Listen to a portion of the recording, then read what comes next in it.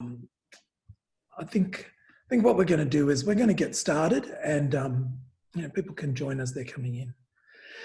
So a very big welcome to everybody. My name's David Sequeira, and I'm the director of the Margaret Lawrence Gallery. And if you've attended Art Forum before, you know that I'm also the person that has the profound privilege of organising the VCA's Art Forum series of speakers. And before we get started, I do want to take a moment to acknowledge the traditional custodians of the land of wherever you and I are located. For most of us in southeastern Victoria, this is Bunurong and Wurundjeri land.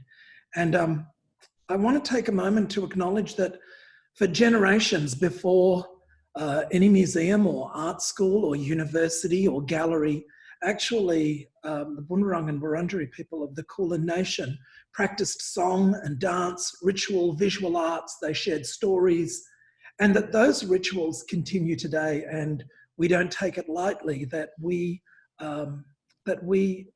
make art and that we celebrate art on that land.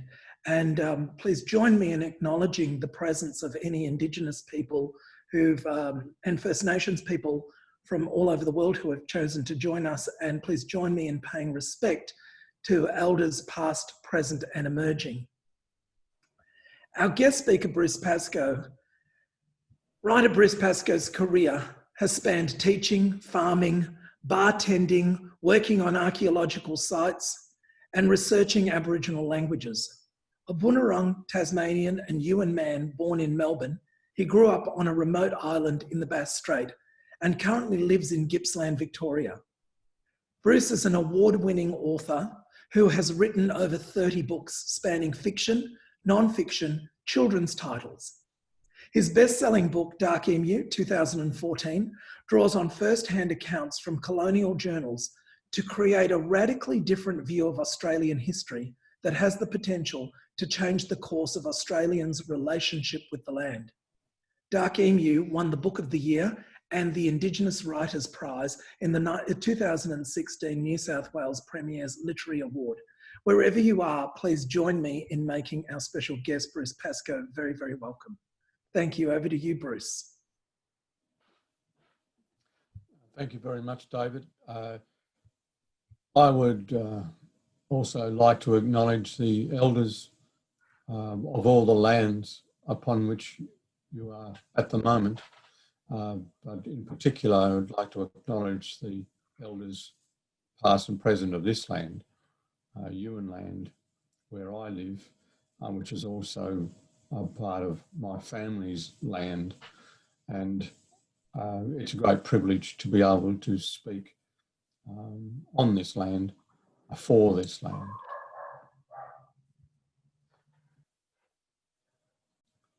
Thanks for watching and listening. It's a really important time in world history for us to think and consider and be careful and be caring. So much of public life at the moment is about using, abusing and uncaring, that it's our responsibility to act as a foil for the worst sides of human nature. And Aboriginal people experienced the worst side of human nature during the colonial period. But it didn't defeat us, and it didn't define us. And in the book Dark Emu, I tried to put forward an idea of how Aboriginal people lived pre-colonial times, not only how they lived, where they lived, what they ate, what they built, but also the might of thought that went into a civilization which was maintained sustainably for over 120,000 years. That kind of social experiment has never been conducted successfully before. And in a world of turmoil, where we are told that war is the natural condition of man, to look at a society where for 120,000 years, while people remained human, argumentative, sometimes violent, often selfish, a war was never conducted for the land because the law forbade it. And that is an incredibly unique position for humans to take, because we become inured to vision on our TVs of war in every corner of the world, of belligerent men taking decisions which end up in the slaughter of children, and pain and suffering for many, many, many thousands, millions of men and women. And if we think that is the fate of humans, then I think we've given up too easily. So I'm begging all Australians and people around the world to consider a society where everybody got fed, everybody had a house, everybody took part in the culture, and when they were old, they were looked after by the young. And none of the young men and women were sent out to war to take someone else's land. They might have been sent out to punish those who had broken the law, or on an act of spleen, but never to take the land, because the land could not be taken. The land is Mother Earth, and so she cannot be stolen from anyone. I think this is an incredibly profound philosophical position. It is underrated in Australia, and now we have people wanting to separate Aboriginal people from any kind of excellence, from any kind of philosophical achievement. And we must resist that, because if we don't, it doesn't just hurt Aboriginal people, it hurts the human race, because we might be throwing out an idea that could sustain us and avoid the obliteration upon which we appear to be hell-bent. I was trying to express these ideas in Canberra 7, 8, 9 years ago, because I'd been given the opportunity to not only find my family, that happened 40, 50 years ago, but to find the law and to find the subtle philosophical meter of Aboriginal law. And it so shocked me that a philosophy could be so pacific, so profound, so complicated, and yet be ignored by the whole world, that I became scared, not for Aboriginal people or for Australia, but for the world. Scared that we would miss this opportunity to look at how humans might operate in the future for each other's benefit.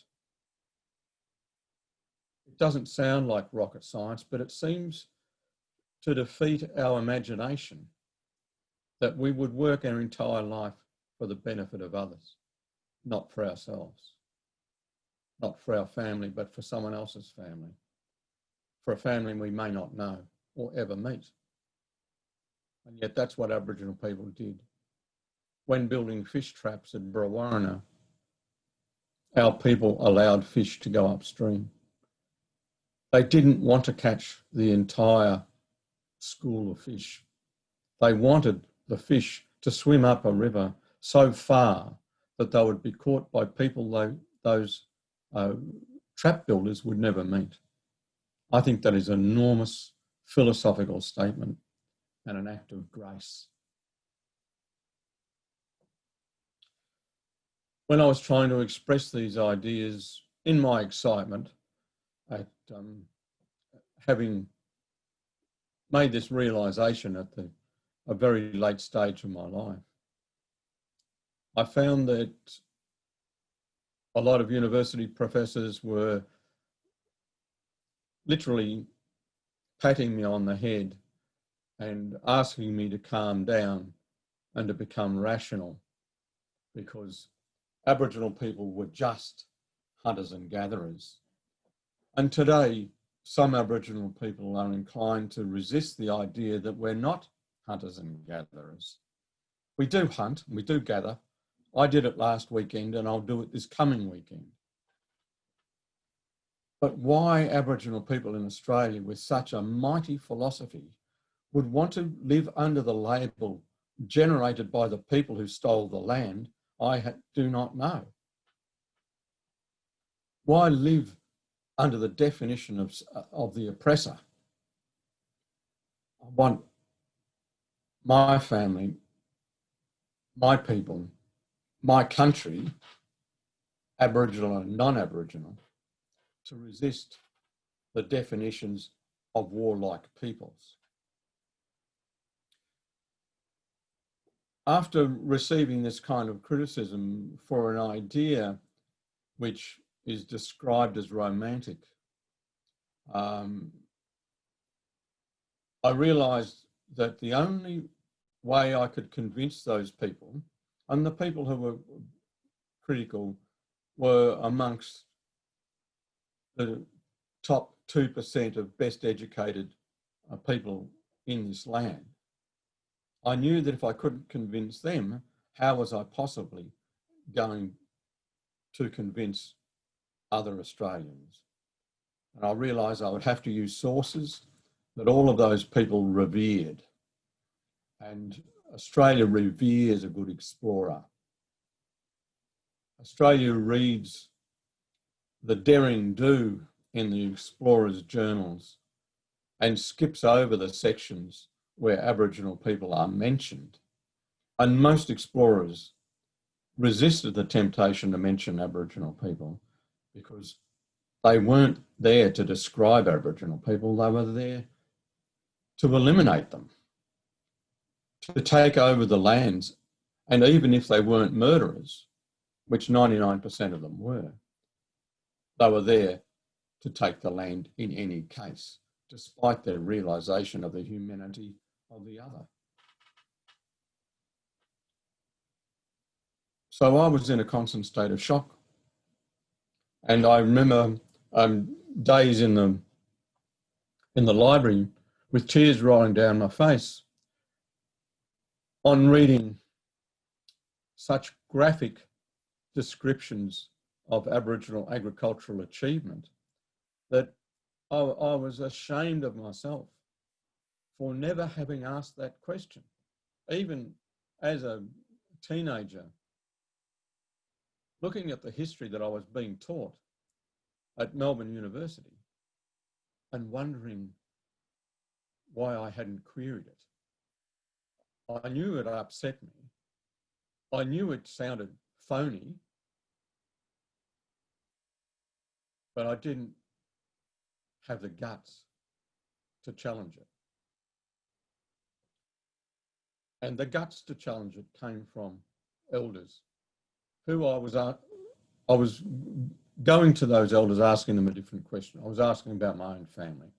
And they refused to talk to me about my family until I understood what had happened to my family historically. And that forced me into a study of Australian history, which shocked and hurt me and caused me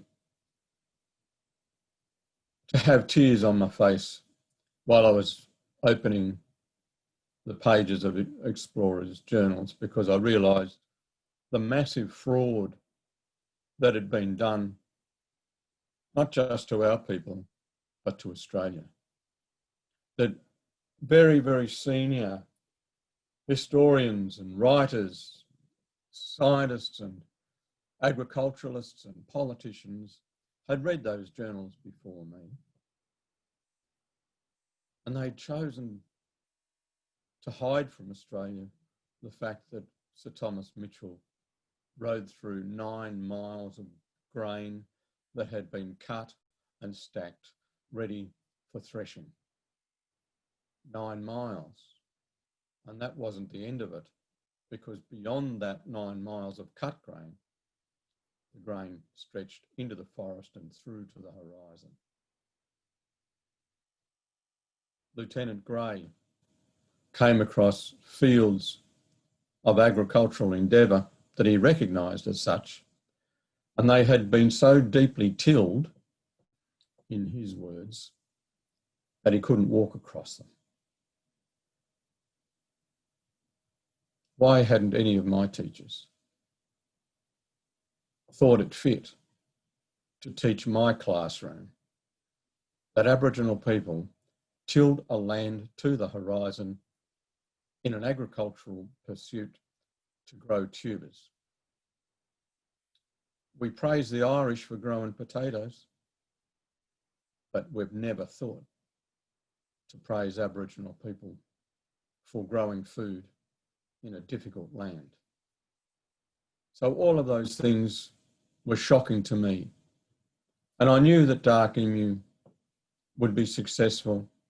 I urged the publisher to publish big print runs early, because I knew that the surprise that I faced when talking about these things to other Australians, I knew that it would be contagious, that surprise would spread. And it's an accident that I wrote it. I'd like to think it was out of the pure brilliance of my own intellect, but it's not. It was an accident of history. It was an accident that I was the person looking for family at a time when the elders were ready to speak. And my ignorance meant that I had to do the research. I was checking up on my elders. I was wondering if they were pulling my leg, not just about the contact war, but also about the achievements of our people. So it was an absolute accident that I wrote that book.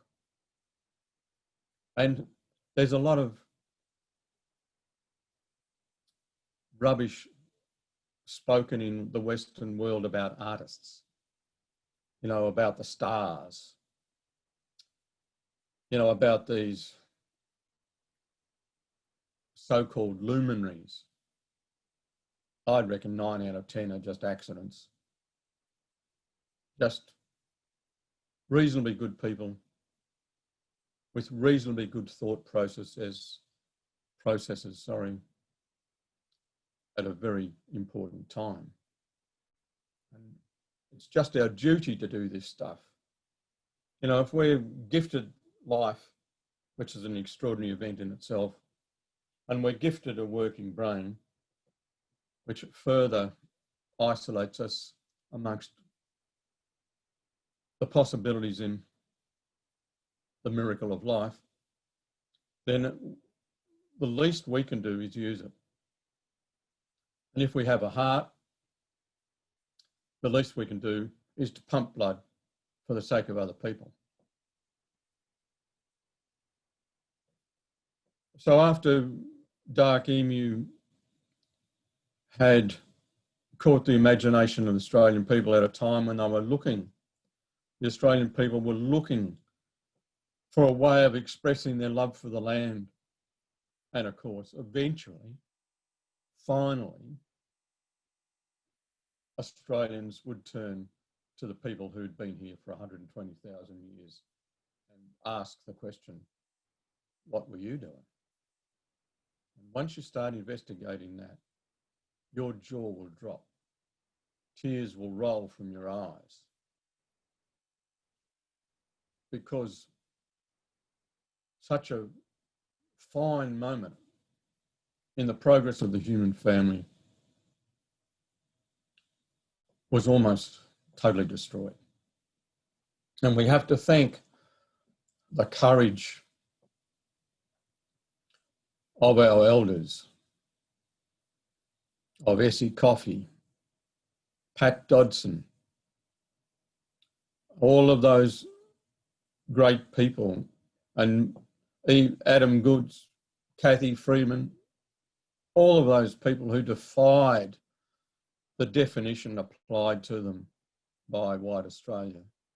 We have to thank those people for sustaining us for long enough for Australia to begin to look at its past and say, the world is almost destroyed. What are we going to do? And finally, turn around and look at what had been accomplished here in 120,000 years and realise that here is one of the possibilities for the human race. It doesn't mean that we'll be sitting around a fire, although that is a very fine thing to do. It doesn't mean that we have to live in a house made of boughs and clay, although that is a very fine house. It doesn't mean that we have to cook our kangaroo on an outside barbecue and use the skin to clothe ourselves, although that is a very fine thing to do. But it does mean that we get this opportunity, and maybe only one opportunity, to repair the damage that humans have done to the world. So I'm very grateful to have been given this opportunity. And one of the people who gave me that opportunity is Uncle Max Harrison, who was generous enough to share his law, not just with me, but hundreds of other men and women on the south coast of New South Wales and eastern Victoria. Because it is a law of such generosity of spirit, such intellectual refinement, such caring, such peace, that I live in awe of that man. He's not alone. He's got sisters and cousins of equal intellect and love, but it was he that chose to care enough to share the law with me and with all of those other young and old Yuin people up and down the coast. And we're going to do it at the weekend. We're going to dance for the sake of the whale at Bermagui at the weekend. And we're so lucky that that law still exists, that we can still celebrate the life of the whale in the way that we do. And we're not just grateful to Aboriginal people for that, but we have to be very, very thankful to the long-haired radicals that suffered all the derision of their fellow Australians and the world in order to save the whale. You know, without those long-haired hippies facing the water cannons of the shipping magnates, we may not have whales at all. So it is a great weekend. We're celebrating that whale coming back down our coast. And, you know, out on the seas on the weekend, there'll be millionaires in charter boats accepting the money of people who dearly want to see the whale. I wonder if they also then give half their proceeds to Greenpeace, because that's where it came from.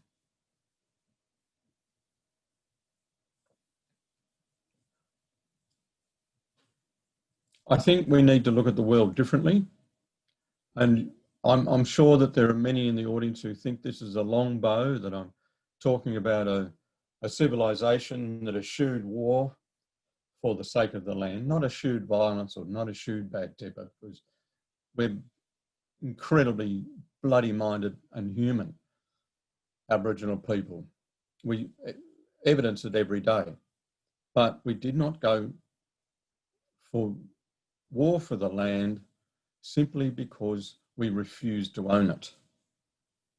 And that fine line of philosophical achievement is perhaps what separates the world from its destruction and its sustainability. So while these notions might sound to some to be romantic, or, you know, to some they sound like fake news, to me they sound like common sense, and an opportunity for us to revere the philosophers who sat around their fires and dreamt of this method of conducting ourselves socially, economically and spiritually. I think it's a great opportunity for us to consider these things. And, you know, I'm not an evangelist. I don't want you to believe what I say, because I'm not a preacher and I'm not a bloody messiah. I want you to consider it. I want you to consider the history of your country.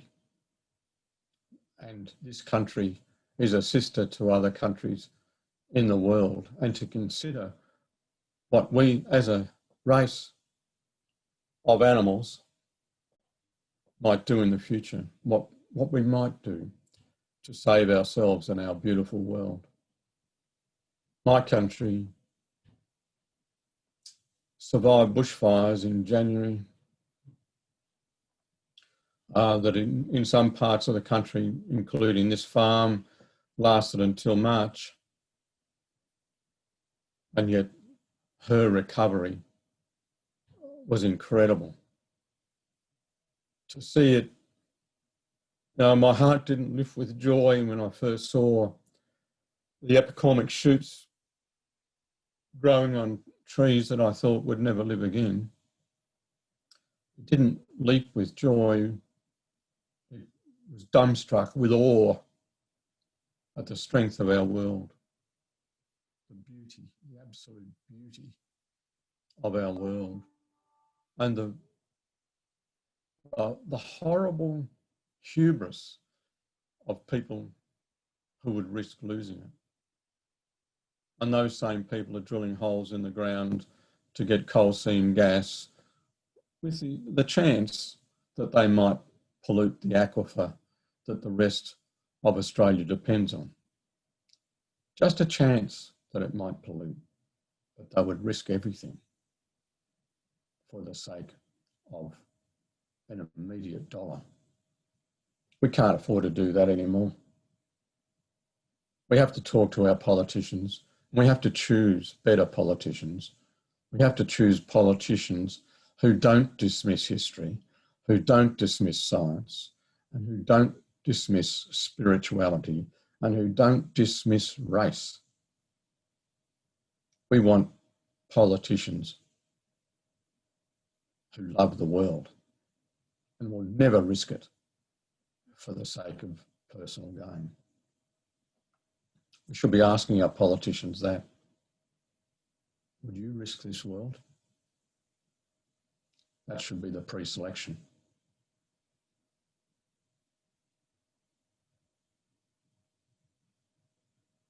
I hope I haven't ruined your lunch.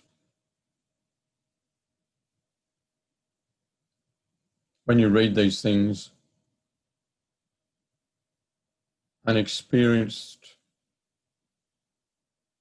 the sophistication of the philosophy that I have not invented, but I've seen its operation. I've seen the charm and beauty of the stories that describe it and explain it.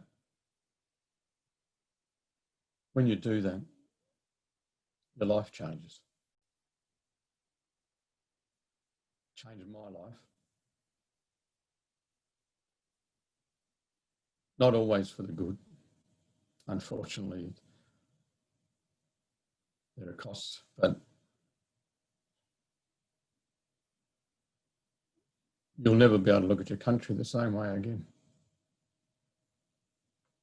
You'll never be able to look at your country as a mere utility. She is she.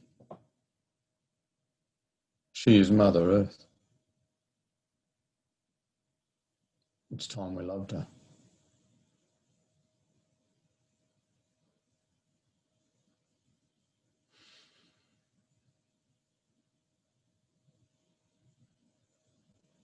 You can eat your sandwiches now.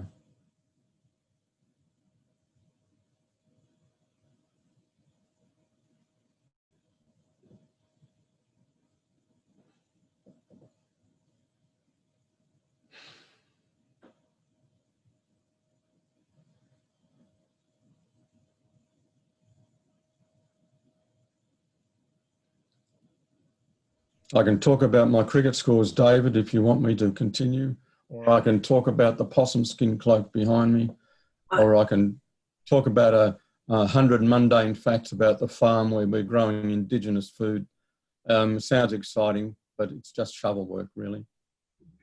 Bruce, let me just thank you firstly.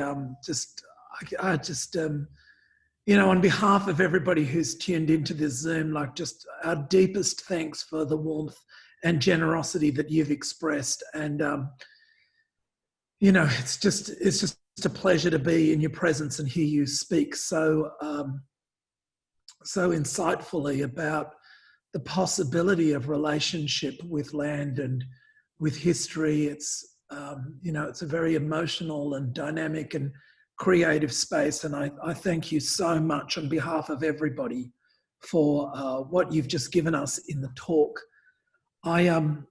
Before we open the floor for questions, and the questions have been flooding in, I'm not going to get through all of the questions, but I do also want to acknowledge that this event has been co-presented by the Melbourne Reconciliation Network, and acknowledge their work in bringing you to the greatest sphere of the university. And also mention, some people may not realise, Bruce, that you have been recently appointed as an enterprise professor in Indigenous agriculture in the Faculty of Veterinary and Agricultural Sciences here at the university. And it's very exciting for us in the Faculty of Fine Art and Music to welcome you here to that. I'm gonna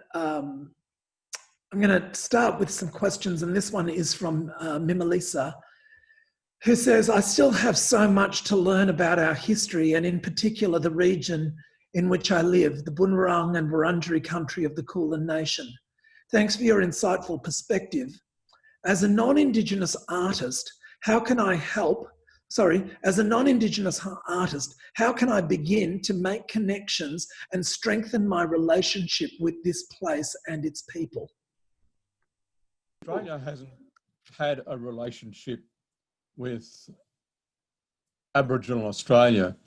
It's a very, very common statement for Australians to say, I've never met an Aboriginal person. Well, Aboriginal people are 3% of the population, so you have met Aboriginal people, you just haven't recognised the Aboriginal face.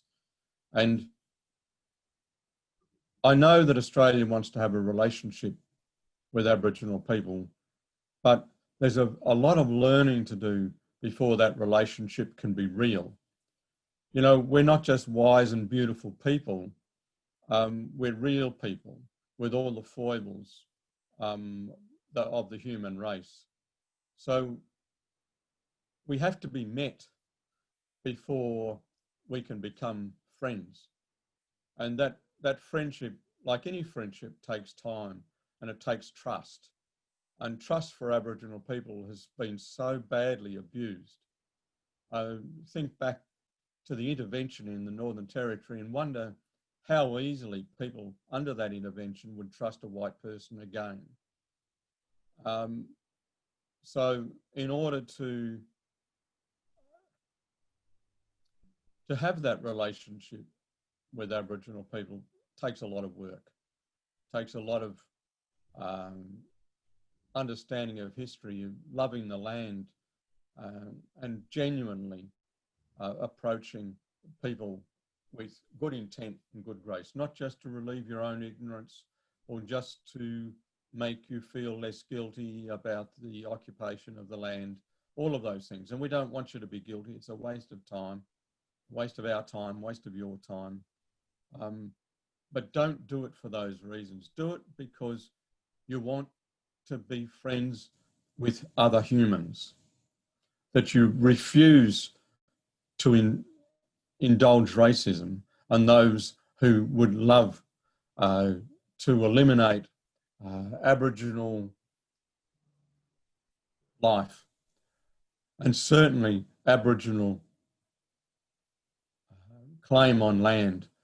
There are people, and they're incredibly influential because they own the newspapers, they own the televisions, and some of those people, not all, don't want Aboriginal people having a voice, because that voice might be used to say no fracking, or when you negotiate for the iron ore, we want you to talk to us as humans, not just a little trick in your book to make billions of dollars.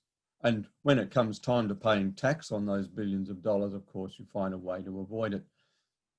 It's too late for that. Too late in the world for that. We have to conduct ourselves differently. And we need a better conversation. We need a better relationship. So that relationship is like any relationship. It's hard fought. It's difficult. It's edgy. We're going to disappoint each other. We're going to bruise each other, as in any relationship. So you have to be prepared for that. It's not just good enough to turn up to a barbecue and eat damper, shake a black hand, and think that's the end of it. It's a full relationship. It's a relationship with everything that it entails: the trust, the honesty, the integrity, the love, all of those things. Unless you're prepared for that kind of relationship, there will be no relationship. Thanks, Bruce. This question's from Luke. He says, "Hi, Bruce, great talk, powerful and moving. What have you got planned, or what's on the horizon for your new appointment at the University of Melbourne?" Well, what we're doing on the farm here at Wallagrow is we're growing the foods that Aboriginal people grew in this region, and some of them are grains and some of them are tubers. We're having to learn a lot about those growing techniques. But what we're hoping to do is to provide food for Australia that doesn't require artificial fertiliser and pesticides, weedicides, and massive amounts of water that the Northern Hemisphere plants require. We want to give Australia the option of caring for the land and eating at the same time. So the Melbourne University appointment gives me access to people who can help with that research. I really want to meet young Australian academics because, you know, for all of our research and all of our study and all the PhDs in this country, we still do not have a complete coverage of all the historical material in Australia about Aboriginal interaction with food. You know, because this is an economy. When you start talking about agriculture and food, you're talking about an economy. And Australia has been so gun-shy about talking about Aboriginal achievement and Aboriginal economy because it suggests occupation. And it suggests that the current occupation of Australia is illegal. But food suggests that there were people here before and they had an economy. So that's why we need to study it. And we need to trawl all the archives, and we need maybe a dozen really, really classy research students to do that, and find every time explorers or so-called pioneers or first entrants into country describe Aboriginal people in their relationship with food, with plants, with animals. We've never done it. And that's where there'll be gold there. You know, we're trying to turn a grass we call Mamadjang Naluk. We're not going to give you the botanical name because it's ours. We want to have this. We'll give it to you, but we want to own it. And we had to trial for weeks and weeks, months and months to work out a process of threshing the seed and turning it into flour. And I think that within the body of written work about the contact period, that information already exists. Someone, probably an explorer's wife or a pioneer's wife, wrote that down, because it tended to be women who wrote down the domestic detail, how bread was made, how the tubers were cooked, how the children were cleaned, all of those things. Such vital and such human observation that many, many men couldn't afford to do, or they would have given up their right to steal the land. So the much maligned early women correspondence might be a treasure house, but you know, we treat them with disdain in this country because where one of those women wrote an incredible amount of material on Aboriginal life, in the treasury of Australian literature, the only person from that region who was revered is Barcroft Boak, who wrote about boiling billies and lovely dogs. That was the extent of his genius. Bruce, I've had so many questions that have come in. The possum skin cloak behind you, and I wonder if you could share a little bit about that, please. Well, the cloak was made for me by my family, and the inside of it is inscribed and painted with ochre, as you can see on the outside edge, and it depicts the river system here where I've lived off and on since 1970. And I sleep under that every night, and my dogs sleep on top of it when they're allowed, which is not every night. But it's become a feature of the family.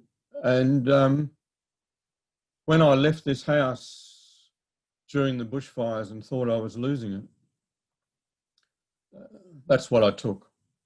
Out of all the things you could take out of a house, I took that cloak, and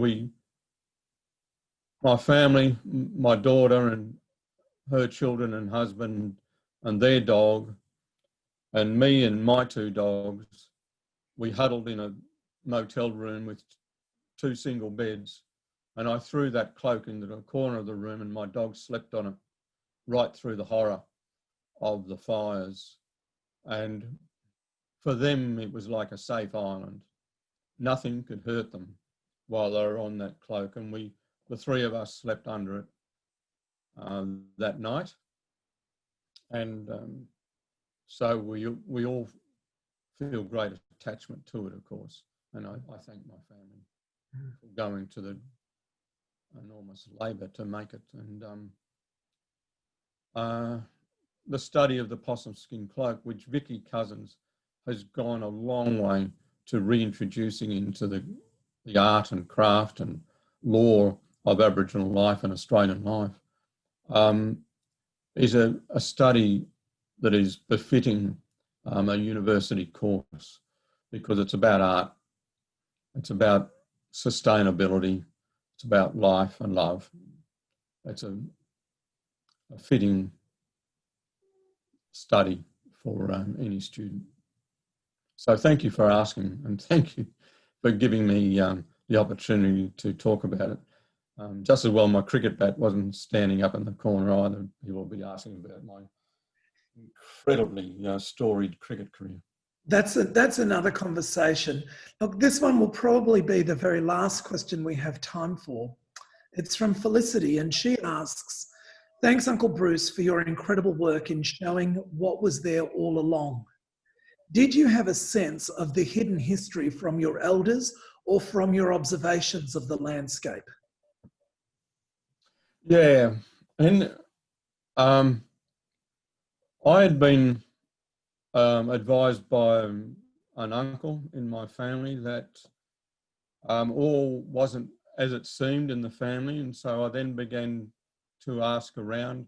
He knew a little bit, but he introduced me to people who knew a lot more, and it was the shock of hearing the true history of the country from those people that launched me into writing, first of all, Convincing Ground.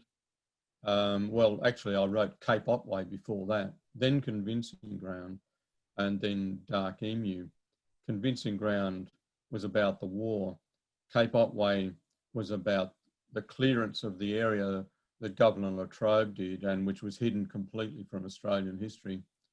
And these things were introduced to me, these ideas were introduced to me by elders in Western Victoria. And I'm very grateful that my son works with members of those same families now, because we need to give back to those people, because they gave me an enormous amount of love and provocation.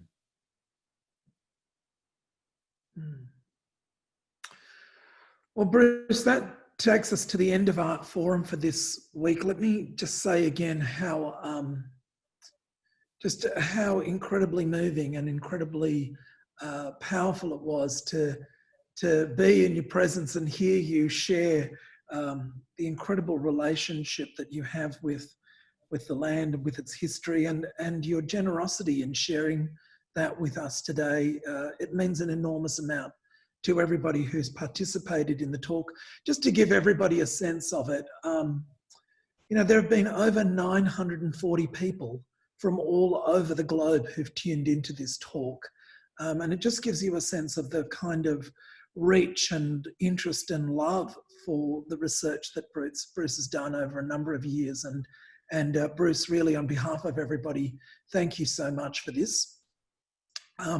To everyone who's tuned in, thank you so much for joining us in Art Forum. There'll be no Art Forum next week, and the Art Forum after that is an Art Forum special event that's going to be held in conjunction with the Centre of Visual Arts here at the University of Melbourne, and we will be presenting a talk by the Berlin-based artist Omar Fast. So it's going to be a pretty special event, and you'll receive notification of that very, very soon. Thank you to everybody who helped put this event on, my colleagues in external relations, my colleagues at the Willan Centre, and my colleagues at the Melbourne Reconciliation Network, and everybody else at the faculty as well. Thank you so much, and we'll see you in a couple of weeks. Thank you, Bruce. Cheers.